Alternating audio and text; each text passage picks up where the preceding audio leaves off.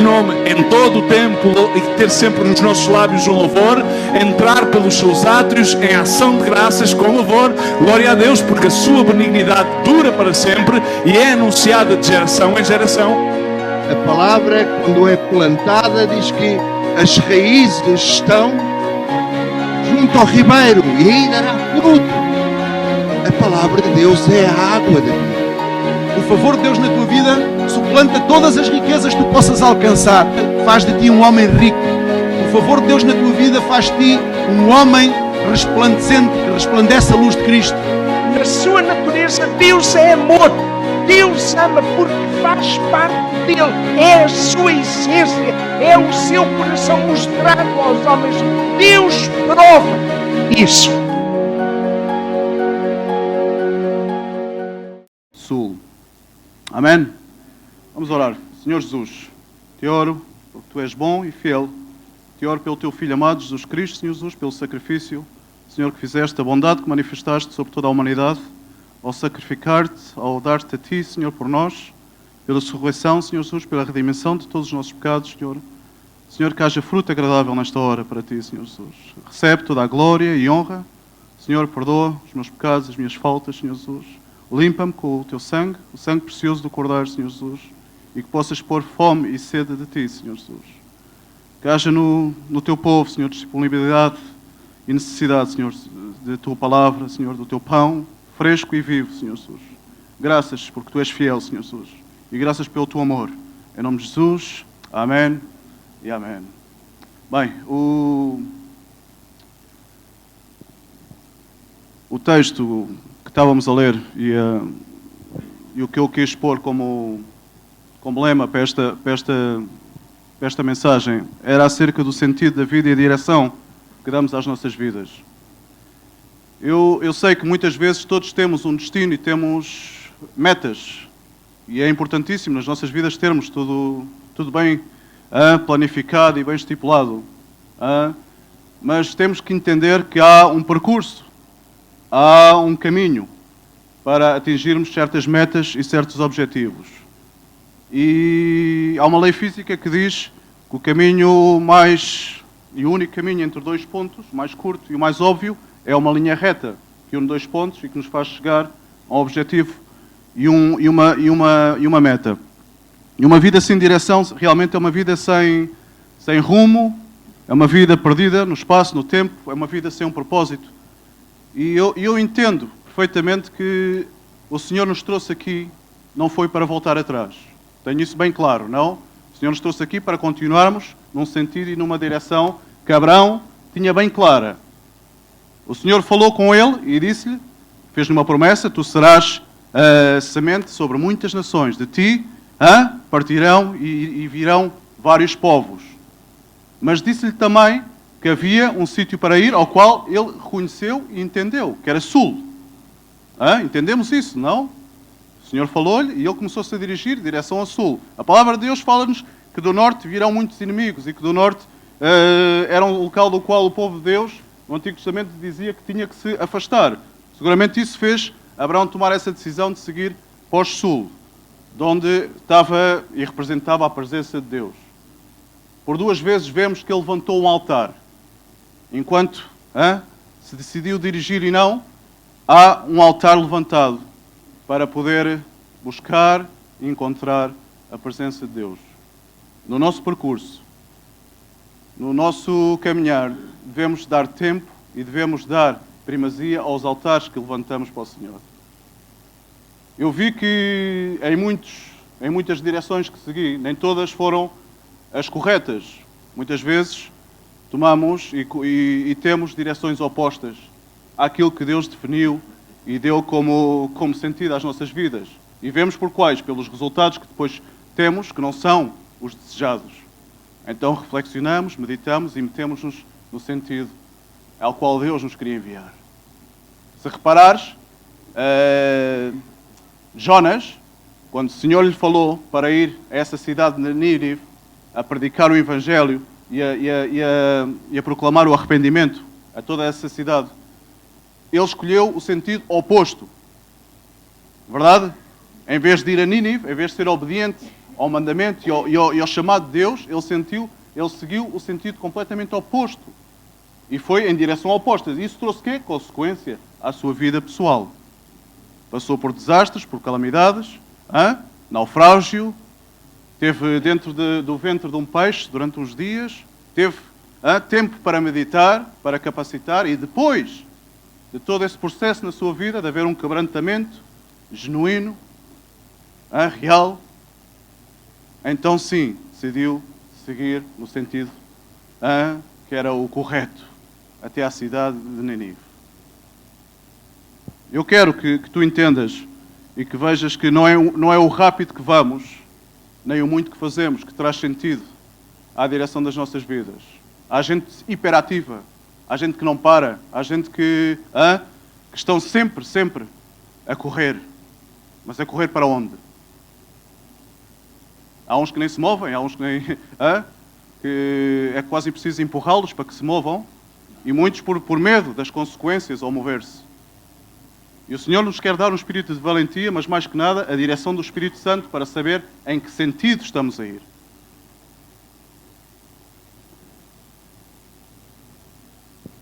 A imobilidade pode ser quase mais perigoso do que a hiperação ou a hiperatividade. Porque, segundo a palavra dos talentos, diz que aquele que reteu com medo do juiz justo que viesse, que não produziu, que não meteu à obra, que não multiplicou, diz que o Senhor veio e achou servo infiel. E disse que lhe retirou o que lhe havia dado e deu aos que sim produziram e puseram à obra para o reino de Deus. Seguramente, se o sobrinho de Abraão tivesse visto as campinas de Jordão, não com os seus olhos naturais, mas com os seus olhos espirituais, seria o último sítio para o qual ele houvera decidido ir viver. Abraão pôs-lhe a decisão no seu sobrinho: escolhe de onde queres ir, e vamos em sentidos opostos e contrários. Os terrenos já são poucos, o Senhor nos abençoou com tanto gado, com tantos homens, com tantas riquezas, então vamos ter que seguir caminhos separados. E Abraão, sendo o tio mais velho, o ancião, deu, na sua humildade, opção a Ló para escolher primeiro. Escolhe de onde queres ir. E ele viu uma terra bonita, uma terra aos olhos naturais próspera, mas seguramente era o último sítio de onde deveria ir viver com a sua família. E isso trouxe consequências devastosas para toda a sua família, incluso para todo o povo de Deus. Imagina-te, ele sofreu na sua pele a perda da sua esposa, mas depois, incluso da herança que veio, o incesto com as suas duas filhas, vieram os dois piores inimigos do povo de Deus: os moabitas e os amonitas, fruto de uma relação incestuosa com as suas filhas. Tudo isto por dar um sentido e um rumo equivocado à sua vida. Há destinos e há metas, mas temos que saber onde estamos caminhando e para onde estamos a ir. Como igreja, como indivíduos, como comunidade, devemos ter essa consciência e essa responsabilidade. Porque é de primazia sabermos, não, que de onde estamos a ir e com quem estamos a caminhar é com Deus. De tal forma, Abraão caminhava com Deus, que Deus começou a ter uma intimidade tão grande com ele, que chegou-lhe a chamar amigo. És meu amigo, és meu confidente, és tu cá, tu lá. Imaginar-vos que Deus nos leve a esse patamar de santidade e esse patamar de confidência com Deus. Que caminhamos com Ele lado a lado e sabemos o sentido e o rumo que estamos a dar às nossas vidas. Pois diz em Gênesis 15, versículo 6, que isso deu respaldo e deu autoridade a Abraão, o qual lhe imputou por justo. Diz no versículo 6: e creu Abraão no Senhor, e isso lhe foi imputado para a justiça. Amém? A justiça de Deus estava com ele. Ele nunca se esqueceu de levantar um altar sempre que os seus pés pararam no caminho. Parava, levantava o altar, montava a sua tenda, estava disposto e predisposto para seguir rumo a sul, mas nunca esquecendo a comunhão com o Senhor. O levantar altar o termos comunhão com Deus, temos vidas dinâmicas, vidas ativas, vidas que aceitam desafios e retos, mas no sentido direcionado a Deus.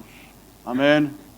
Tenhamos uma bússola espiritual que nos pode dar o sul de onde está a presença de Deus e caminhar os nossos pés nesse sentido. Agora estão os Jogos Olímpicos. Toda a gente está a estipular metas e querem todos chegar a receber medalhas. Treinaram, esforçaram-se durante 4 anos, um período de tempo, para quê? Para darem um rumo e um sentido a todos esses objetivos. Agora imaginar-vos que no meio desse processo todo não sabem onde é a meta. Imagina-te, estás 4 anos a treinar, estás a correr e depois, no meio do percurso, perdeste a meta, perdeste o norte e não sabes de onde estás. E começas a perguntar aos teus companheiros, mas para onde é que eu tenho que ir? Onde é que é a meta, afinal? Paulo tinha muito claro. Ponho os meus olhos em Cristo, no alvo, na suprema vocação em Cristo Jesus. E esqueço tudo o que ficou para trás e sigo em frente.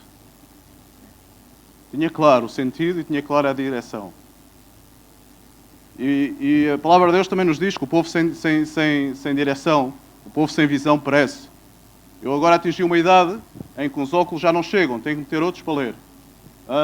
Mas ainda não me acostumei, ainda não os meto, apesar de que a minha esposa está sempre a dizer-me para que meta os óculos para ler, ainda não me consegui acostumar. Mas é bom termos a visão clara e termos uma perspectiva clara do que vemos, e a visão faz com que possamos ser prosperados, com que o ministério possa estar ativo e dinâmico, com uma visão fresca de direção e de sentido. Que unidade e que fortaleza isso traz a um corpo. Quando há uma visão clara das coisas e nós nos agrupamos e compartimos a mesma visão e o mesmo caminhar em Cristo Jesus. Amém? É ótimo, é ótimo. Eu posso testificar porque vejo o poder de Deus quando realmente os nossos olhos são abertos e a visão se torna clara. Quando medos e dúvidas começam a desvanecer-se e temos as coisas claras. Quando o nosso caminhar é equivocado e é oposto a Deus, temos as coisas claras e retificamos em nome de Jesus. Senhor, perdoa-me. Não era este o caminho, não era este o sentido. Vou na direção oposta. Paro, reflexiono, medito e volto a caminhar. O livro de Salmos diz que lâmpada aos meus pés é a tua palavra. O que é que nos pode dar sentido e direção? Rumo. Palavra de Deus. Amém? Palavra de Deus. Buscar confirmação na palavra de Deus para ver se estamos a ir no sentido correto. Espiritualmente falando, claro. Amém? E não nos tornarmos imóveis, sem mexer-nos, sem criar desafios internos, pessoais, nos quais Deus vai depurar e vai sacar o melhor. Vai fortalecer-nos na fé. A imobilidade torna águas estancadas, águas que se tornam putefactas, águas nas quais a vida de Cristo já não corre, já não vive. E o movimento torna dinâmica, torna essas águas vivas em qual Cristo participa, colabora e é conosco. Amém? Igreja viva, igreja cheia de poder, igreja no qual sabe que Jesus é o caminho. Como diz João 14,6. Caminho que quer dizer trilho ou vereda. Quer dizer qual é o rumo que nos leva ao objetivo. É Cristo. Amém? A salvação, se a temos só por salvação, é muito subjetiva. Se Cristo não é o caminho. Amém? Perde todo o seu conteúdo se não temos o sentido e a direção em Cristo. Porque não há atalhos, não há corta-matos. Há Cristo. Amém? O único que nos leva a Deus Pai. O único. Caminho à porta estreita. Incómoda para os nossos desejos e paixões. Mas uma bendição para as promessas de Deus cumpridas. Amém? Uma bênção de Deus para vermos promessas cumpridas, nos quais devemos esquadrinhar e devemos ir às Escrituras ver, como está no livro de Lamentações. Se queres vir comigo, irmãos, por favor, ao livro de Lamentações.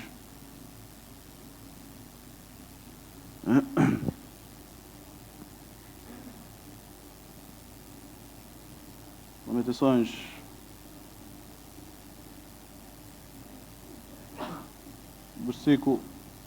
capítulo 3. E vamos a ler o versículo 40, no qual Deus nos leva a termos uma retrospectiva e reflexionar e meditar e ver de onde temos os nossos pés. Esquadrinhemos os nossos caminhos, experimentemo-los. Experimentá-los é metê-los à prova, ver o fruto e voltemos para o Senhor. Amém? Esquadrinhemos os nossos caminhos, esquadrinhemos de onde estamos caminhando, o resultado do nosso caminhar, ponemos-lo à prova e voltemos para o Senhor. Se não é o caminho correto, nem é o caminho desejado. Que bom que temos um Deus de reflexão e um Deus que dá oportunidade a que os pés possam voltar a Ele. A que os perdidos e que os cegos possam recuperar vista e os que por circunstâncias da vida desviaram o seu caminhar possam voltar-se de novo a Deus com o coração arrependido. Que bendição mais grande saber que quando aplicamos os nossos corações aos caminhos do Senhor, o Senhor é connosco. Amém? O Senhor é connosco. Como diz, porque poderão caminhar, sabes, poderão caminhar em sentidos opostos, o teu coração e os teus pés. Sabias disso? O coração do homem é das coisas mais complexas que existem. Quem o conhecerá? De todas as coisas guardadas, guarda o teu coração. Complexo, complicado. E pode caminhar num sentido e o coração estar num lugar completamente oposto. E assim, pois, nos diz a palavra de Deus no livro de Ageu, capítulo 1, versículo 5. Ora, assim diz o Senhor dos Exércitos: aplicai os vossos corações aos vossos caminhos, unificá-los, que sejam um e não dois. Amém? Que o teu coração e o teu caminho sejam um. Que a tua vida em Cristo e a tua vida fora da igreja sejam um. Semeais muito e recolheis pouco. Comeis, mas não vos sacieis. Vestivos, mas ninguém se aquece. O que recebe salário, recebe-o para pô-lo num saco furado. Assim diz o Senhor novamente: aplicai os vossos corações aos vossos caminhos. Subi ao monte, trazei madeira e edificai casa, para que dela me agrade e seja glorificado, diz o Senhor. Amém. Por que razão Abraão construía tantos altares? Vemos aqui o porquê. Subi ao monte, buscai madeira e edificai altar para o Senhor. Põe o teu coração no sentido dos teus pés e caminhai juntos. E não te esqueças de subir ao monte e levantar altar para o Senhor. De ter comunhão viva com Deus cada vez que pensas que te vais dar um break. Digo-te uma coisa, tive um descanso de uns dias e o que mais de saudades tive foi disto. Sou-te sincero, desfrutei de um descanso, que nem foi assim tanto, mas o que mais saudades tive foi disto. Estar em volta com os irmãos e na comunhão dos irmãos com Cristo. Ele sabia o importante que era levantar altares. E tu deves saber o importante que é, no teu caminhar, levantar altar para o Senhor. Esticas a tenda, tens a tua casa, tens o teu lugar, tens a tua privacidade, tens a tua vida pessoal, mas tens um lugar de íntima privacidade com Deus, que se chama altar, no qual devemos subir ao monte, devemos subir à presença de Deus, devemos ir aos seus pés e buscar madeira para edificar. Glória a Deus, que sabemos que há madeira, sabemos que há lenha para queimar em nós, amém? Sabemos que há. E a condição do altar é algo que também devemos analisar e ver muito bem. Como está o altar das nossas vidas? Como estão as nossas vidas no Senhor? Eu parece que venho aqui para que reflexionemos. Então vamos tomando pontos de reflexão para que possamos meditar. O Senhor me leva a que meditemos no estado do altar da nossa vida pessoal e de comunhão com Deus. Sabes que em 1 de Reis, no capítulo 18, temos um profeta de nome Elias, o qual teve a afronta e teve a valentia de desafiar 450 profetas. Todos. Sozinho. Foi o único profeta de Deus que se manteve fiel diante de todos esses inimigos. E o desafio era cada um que busque o seu Deus e ao qual Deus respondesse seria o vitorioso. E deu a oportunidade a que os profetas inimigos de Baal começassem a invocar e a clamar ao seu Deus pagão. E diz que eles tiveram horas, dia, a clamar e a clamar. E o altar ali estava. E diz que nada acontecia. E Elias incluso já se os metia em uma situação embaraçosa e dizia-lhes: mas o que é que vocês invocam? Seguramente estará dormindo. Estará muito ocupado, não vos atende. E eles seguiam clamando e dizia que até, incluso começavam-se a cortar, segundo os seus costumes, até sair sangue. Vidas religiosas e vidas completamente perdidas. Então ele disse: agora chegou a minha vez. Mas antes de invocar ao nosso Deus de Israel, ao nosso Deus vivo, ele teve algo muito importante que todos nós devemos ter presente nas nossas vidas. Irmãos e irmãs, não é de qualquer maneira que vamos à presença de Deus. Primeiramente, o que ele fez foi quê? Limpar e restaurar o altar.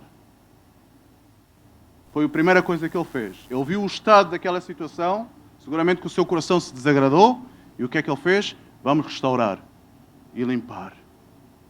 Vamos fazer tudo novo e vamos invocar o nome do nosso Senhor. Esse é o altar que o Senhor quer encontrar nos nossos corações. Um altar restaurado e limpo, onde se invoca o nome do nosso Deus vivo, Deus de poder, Deus de desafios e Deus de promessas. E quando isso foi feito, baixou fogo do céu, consumiu o holocausto, bebeu toda a água e não restou nada. Deus ouviu o clamor do seu servo. Deus ouve o clamor dos seus servos. Quando em realidade há necessidade, quando na realidade queremos buscar um sentido e um rumo adequado para as nossas vidas, Deus responde. E se tivermos um sentido oposto, Deus responde também e nos traz ao arrependimento. Nos permite voltar atrás e nos permite reparar o altar. Amém? Deus não quer que nos desviemos e nos perdamos no caminho. Deus quer ter-te pela mão e levar-te até ao final. Porque como cantávamos, estas canções para mim são quase todas novas, mas são muito bonitas. O melhor de Deus ainda está para vir. O melhor de Deus ainda está para vir. Em Isaías 30, livro de Isaías, se vens comigo até o capítulo 30.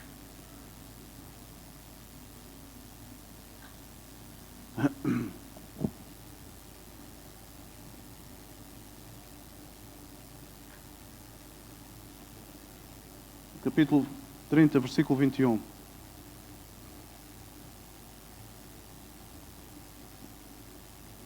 Glória a Deus, amém. O Senhor é bom. E a sua misericórdia para sempre. Diz no versículo 21, quer te desvies para a direita, quer te desvies para a esquerda, os teus ouvidos ouvirão a palavra que será dita atrás de ti. Este é o caminho, andai nele. Amém? Quer vás para um lado ou para o outro, escuta a voz do Senhor. Escuta de onde deves andar. Encaminha os teus pés no verdadeiro caminho em Cristo. E anda nesse caminho. Não vejas outras cidades melhores que a cidade de Deus, Jerusalém, a cidade eterna do nosso Senhor. Poderá os teus olhos verem locais mais apetecíveis. Poderá incluso o teu coração desejar caminhos opostos, mas busca e escuta a voz do Senhor, para que não terminemos em Sodomas ou com o nosso coração desviado em relação ao nosso caminhar. É a palavra de Deus e é a palavra que o Senhor quer trazer às nossas vidas. Para quê? Para que olhemos para os nossos pés. Sabemos que há um destino, já temos muito claro o objetivo, mas que vejamos os nossos pés e o nosso caminhar. Que é importante, importantíssimo. De nada vale meter-me atrás de um púlpito se o meu caminhar é completamente oposto àquilo que predico ou que comparto no Senhor.